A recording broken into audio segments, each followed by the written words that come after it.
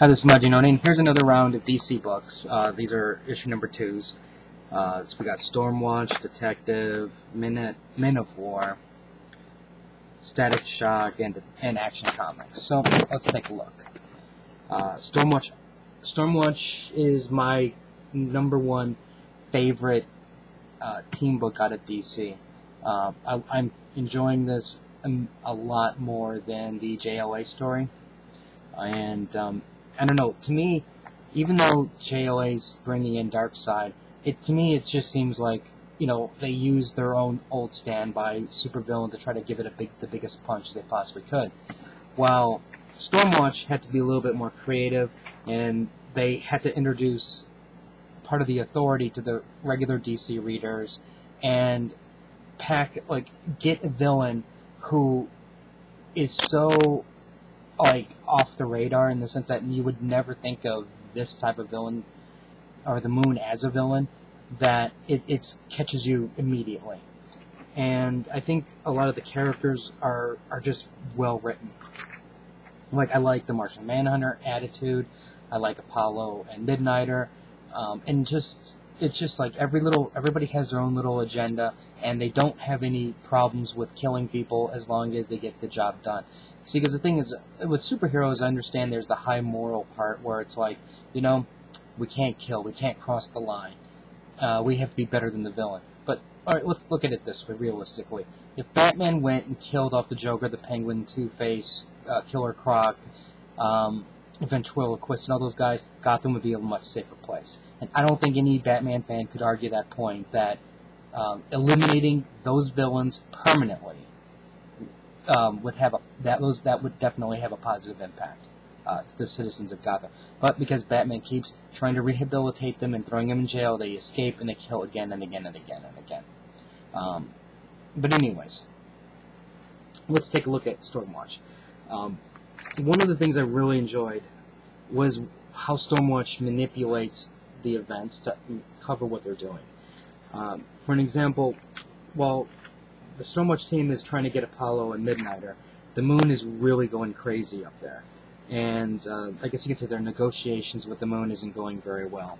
So what they do is they use the projectionist to go tap into the media and create a false story that a random villain who happens to be the Fox is causing destruction up on the Moon, which immediately sends Justice League International to kick his ass. And it's just so funny, because he's like, I don't know what you're talking about. The Moon, I don't know. And you can just imagine this poor guy who's a supervillain. I mean, he's not even like a C-list villain. He's like at the bottom of the barrel, and here comes the entire Justice League International coming down and just laying the smackdown on him, and he has no clue what's going on. I thought that was hilarious. I think the artwork is just amazing. It's just, there's so much to look at. This is so visually, to me at least, very appealing. You have higher end concepts going on that you just could not do in a regular DC title. And it's just fantastic. And especially, I know this is going to be a little bit of spoilers, but this is issue number 2 and it's been out for a while, so I'll just show it. You have the Moon sent all this stuff down to the Earth to attack it, and you get these really cool images of creatures popping out of the Earth, and it's basically invasion time, and Stormwatch has to put a stop to this. And the next issue has a surprise villain, which I just gotta know what the villain is. I know a lot of people probably aren't going to agree with me because of the concept of Stormwatch, or maybe they have preconceived notions of superheroes should never cross the line, which that's their right and that's their opinion to have. But I like a superhero who I don't mind superheroes who are good, like Batman and Spider-Man, people like that. But I also like superheroes that know when to kill and aren't afraid to do it, because there's a time and a place for it. So I'm really enjoying Stormwatch. Detective is probably my favorite Batman title out there right now.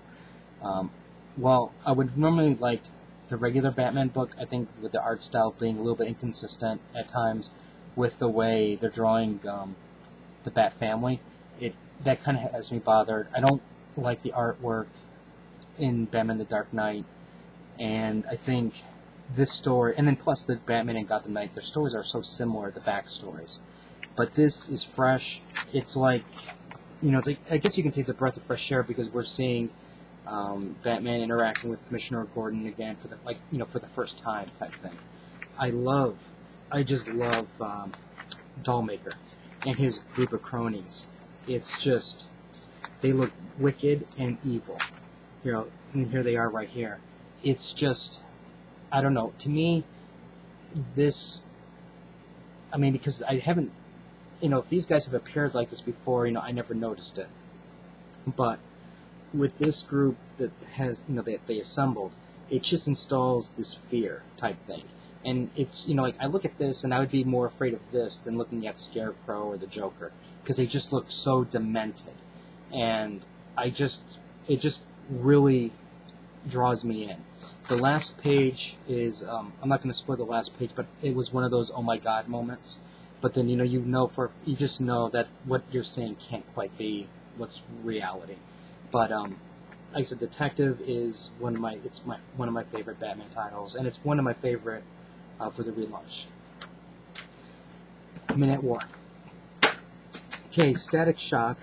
That's actually, I don't know, this one I thought was a slight improvement over the last issue because they're giving more about what's going on in the Static Shock universe.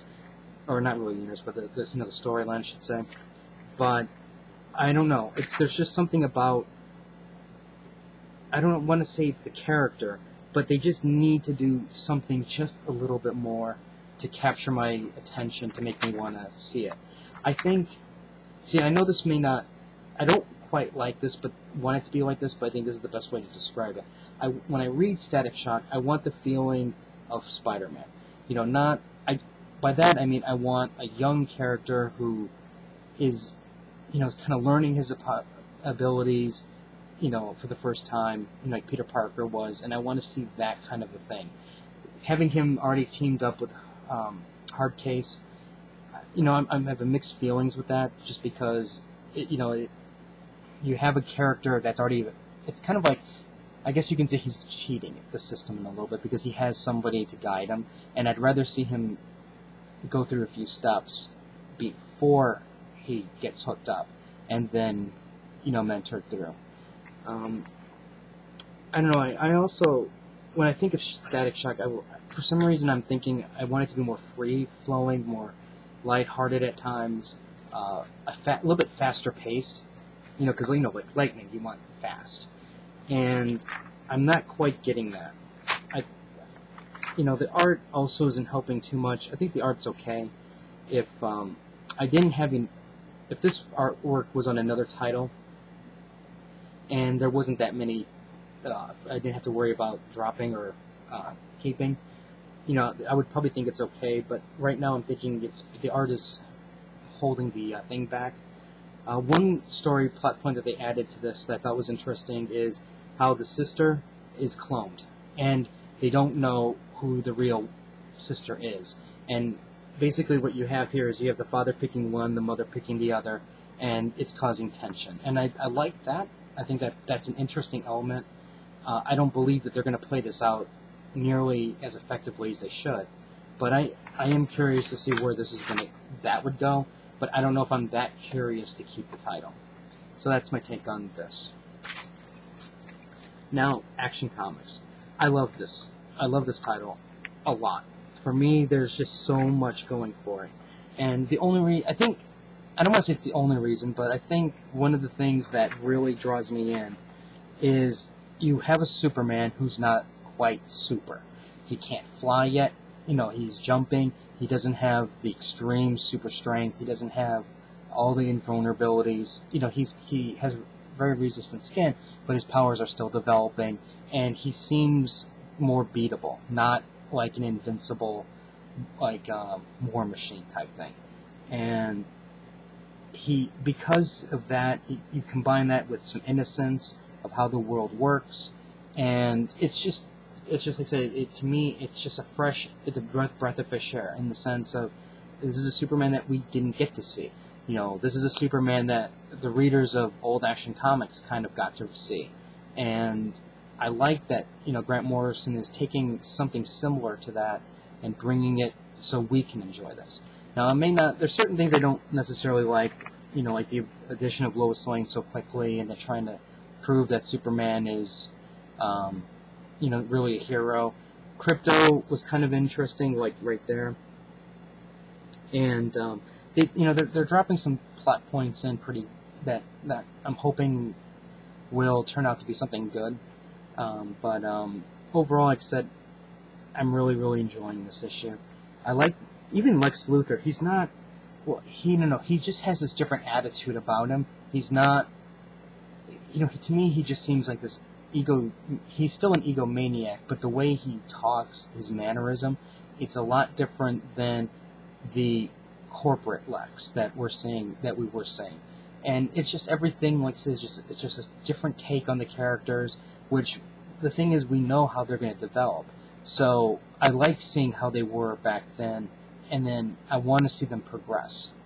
Now, one thing that has me really disappointed, I guess you can say, is if you noticed out of New York Comic Con, with the regular Superman title, George Perez was burned out from doing 6 issues of Superman.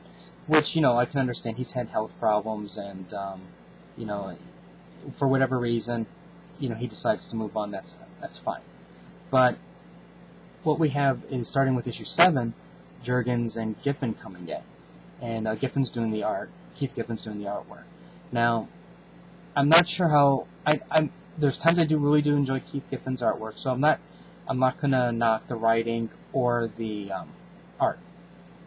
What I am going to knock, though, is the fact of how what they did was they're starting with issue 7. They're going to take the Superman title and move it back to the time of Action Comics.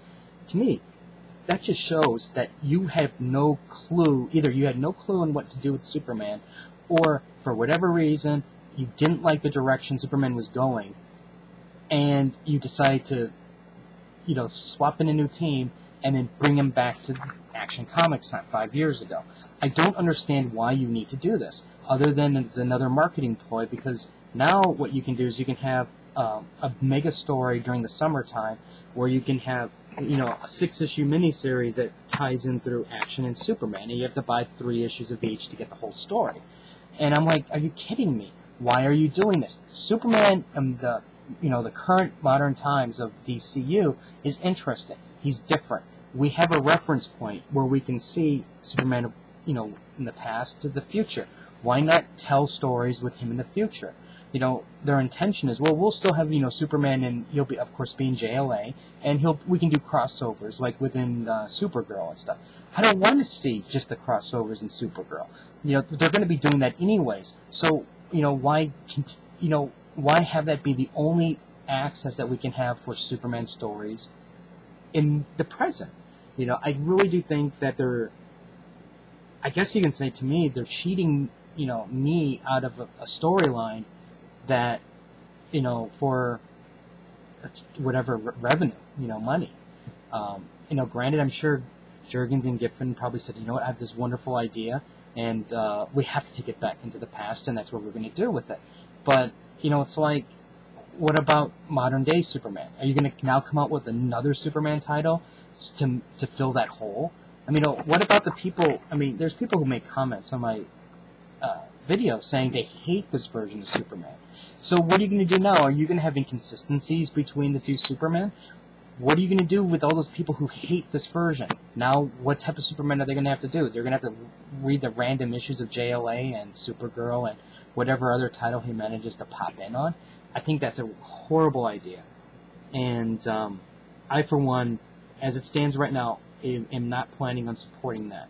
I was already leaning on dropping Superman anyways after the 3rd issue, and I think I'm going to continue with that concept because I just don't understand the need for it. I still will buy Action Comics, and I'm going to stick with this because I don't think Jurgens and Giffen can write better than Morrison. I just don't think that that's going to be possible, and I'm not going to waste $2.99 to figure that out.